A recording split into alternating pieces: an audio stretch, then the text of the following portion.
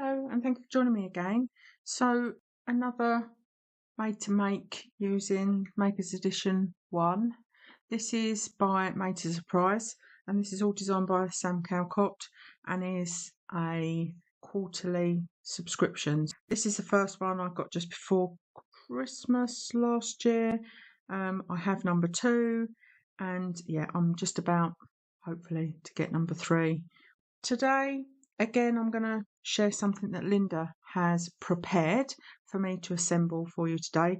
It shows you what she would do with some of this, and it's a way of me showing you her card styles, as this is a channel that should be showcasing both of our work. So in this first edition, you get papers, you get a die, an embossing folder, a little booklet with some ideas and makes that have been made using that by Sam's design team and Sam herself, and some stamps.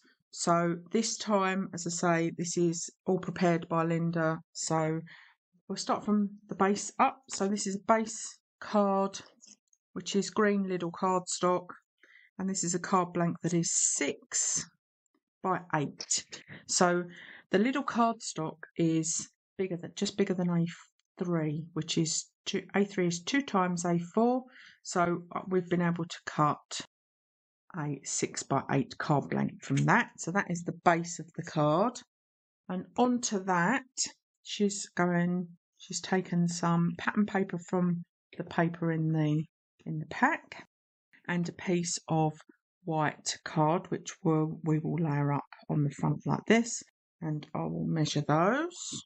So the white is 8 by 2 5/8, and this green check is 2.5 by 7 7/8. So I'm going to stick that on with some Collall. Leaving an 1/8 of an inch difference, she's left a very small white border around this paper, and then that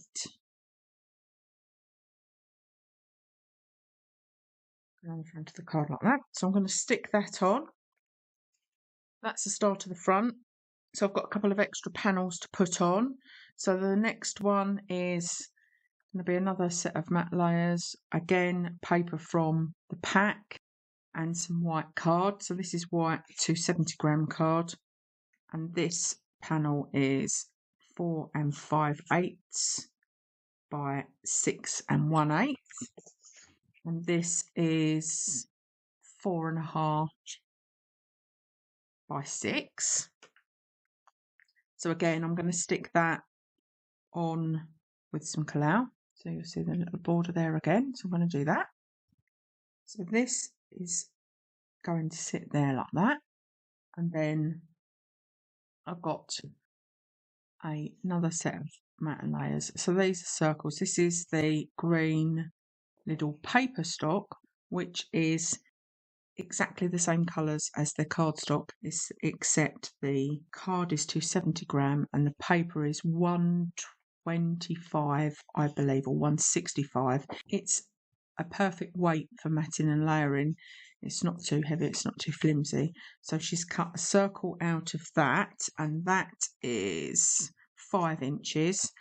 And she's then cut a white circle, which is 4 3/4 inches, and stamped this mushroom house. And she's coloured that in with alcohol markers. So like myself, Lynda's got a set of cheap alcohol markers. We both did that because we didn't know how we would get on with alcohol markers. So we have every intention of buying branded alcohol markers, but we wanted to make sure that we could get on with them first. As you can see, she's coloured this in. I'm going to mat this up onto this green circle, again using the Collall. Okay, so I've stuck this together. So that's matte layered up, and this is all stuck together. So this has been stuck to the front of the card already. So the plan is to put this on the front, and it's going to be very difficult for you to see because there's 2 layers of card here and there's nothing there. This falls away a little bit Not enough to worry ordinarily, but I like it to look the same. And especially if you've got something going on the top, it kind of stops it from having like a line or a ridge. So what I've done is I've cut a couple of strips of card in white that I'm going to pop behind here, just so that it brings this side up to match the level of this side. And once you've done that, you can see that it kind of bridges the gap effectively. And then we'll stick them to the card, or you could stick them to the back of here. I've got an edge I can butt up against here, so I'm going to put them on the card because I know I'm going to cover that up. These are now the same level, and that's going to be completely hidden by this panel. I'm using the pattern on the paper to make sure I've got a reasonably straight edge. I'm quite happy that it's over to the right a little bit. It's nicely stuck on there, and as I say, that's all now completely level. So this is going to go on the front, and I'm going to pop that onto some foam. So I want it kind of central with top and bottom with this green spotty panel. So that's the bulk of the card done. I have also got a sentiment that Lynda has created using the stamps from the set as well.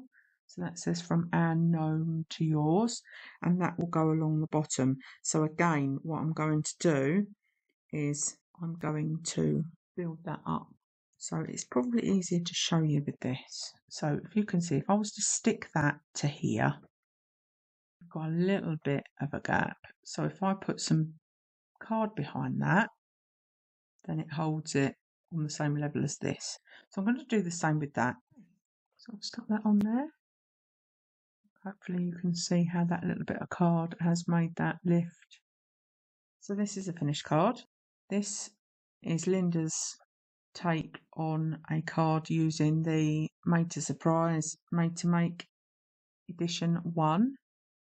So this is all her preparation, and I have just assembled it for you today. So nice and quick to assemble with a little bit of preparation.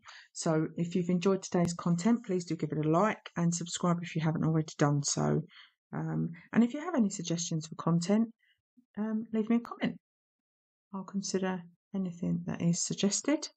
I do like reading the comments, so please do that. And I look forward to seeing you next time. Bye bye.